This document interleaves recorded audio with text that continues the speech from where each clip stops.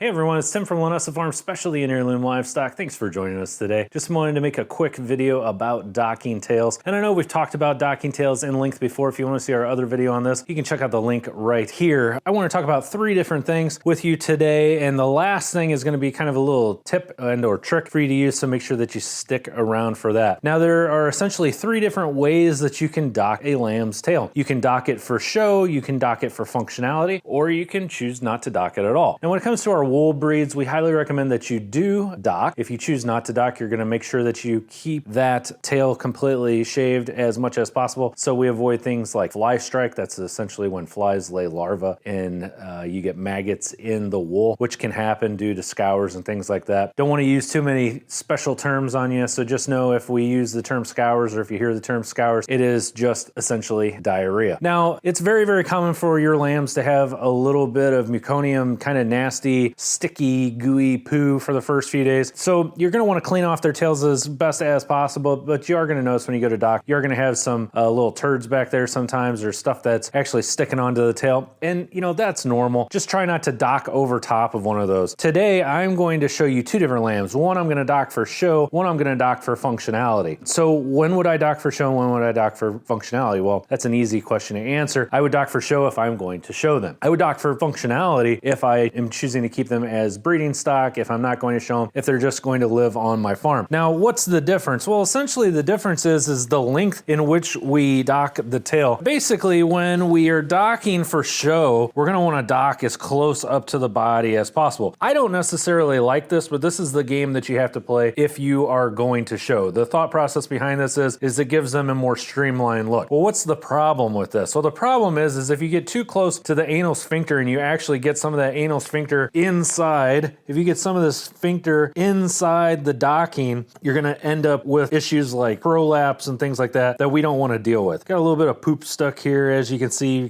You get some on the bottom side of the tail. And again, that is normal. They got very, very sticky poop when they're born. Here's the deal. If I'm going to dock for functionality, I'm going to find where this pink ends up here, and I am going to band there. Now, I don't want to band over top of poop, so I'm actually going to want to try to remove as much of this as possible. I'll get it wet and soft, and I'll actually remove some of this. So let's do that really quick, and then we will be right back.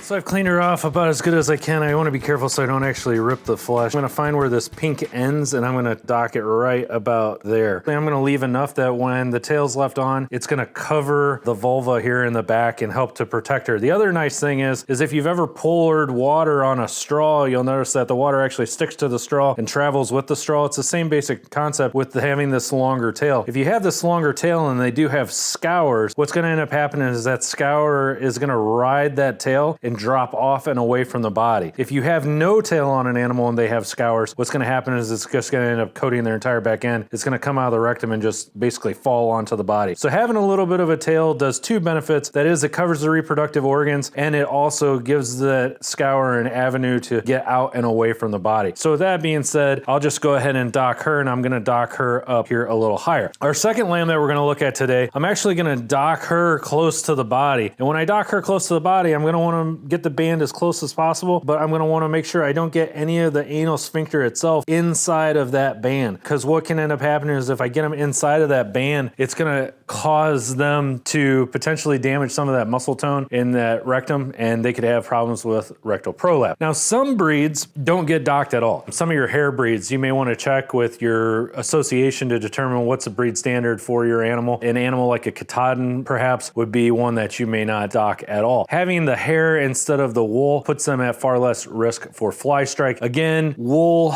if you can and if you're okay with it, we want you to dock, and we want you to dock early. Now, the tip that I wanted to tell you today is this right here. This is Vaseline. Everybody knows Vaseline. It's basically petroleum jelly, and this is going to make your life a whole lot easier when it comes to banding. Some of the old timers would put these bands in their mouth when they would walk around banding. let's not do that. What you're gonna find that's gonna work a lot better, having that petroleum jelly on there is gonna do two things for you. One, it's gonna make it a real pain in the butt to get the bands on your bander, but they're gonna slide off a lot easier. So go ahead and coat it with petroleum jelly and then get it up onto the bander. The other thing is if you're one of those people that likes to fiddle with things and you like to sit there and go like this, don't do that with your bands. You don't need to pre-stretch them. We don't want you to pre-stretch them. We want you to leave them on. The other tip that I will tell you is you'll notice that I have rounded over the tips of my tail docker. Some of the cheap tail dockers that you get will have very sharp flat edges on them that can catch on the animal and hurt them. Take a file, take some sandpaper, and actually round off the corners of your dock. That way when it's up against the body, it's not going to cause any problems. So I'm going to open this up no more than I need to. Now, like I said, I'm going to long dock her, and that's gonna be good for me right there. And then because it's got the petroleum jelly on it, it'll slide right off. And she's gonna be sore. This is gonna hurt her. I'm not gonna lie to you. It's gonna be uncomfortable for her, and it's gonna be uncomfortable for her for a couple hours before it stops. This is why you wanna do it within the first couple days of life. She has very soft cartilage tail back there. It's only gonna cause her some discomfort for a very short amount of time, and then it will stop. When it comes to the older animals, you don't want to do this. If you have an animal that's more than a few weeks of age, I personally feel like you should talk to your veterinarian and have them take care of it where they can also add some numbing and monitor for things like infection. This animal is also interesting because I've actually treated her for an inverted eyelid, and we have that in another video that you can see right here. If you go to the upper right-hand corner of your screen, and I show how to do that. But basically I had to put a little staple in her eye,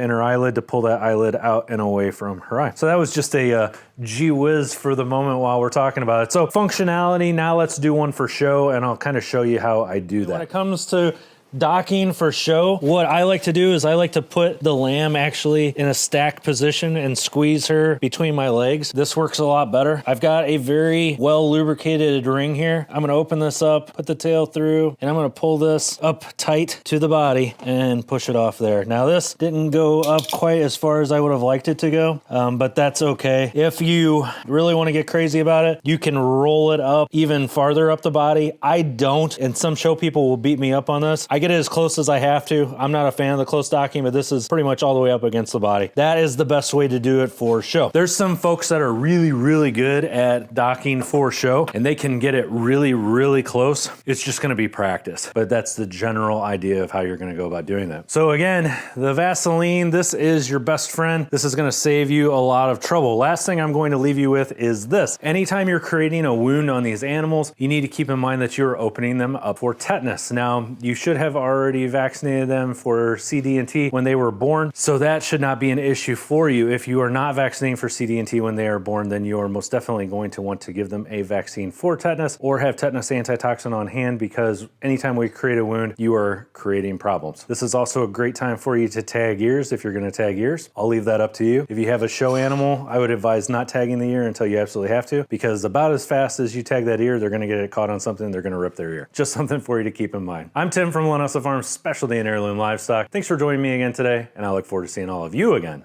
next time.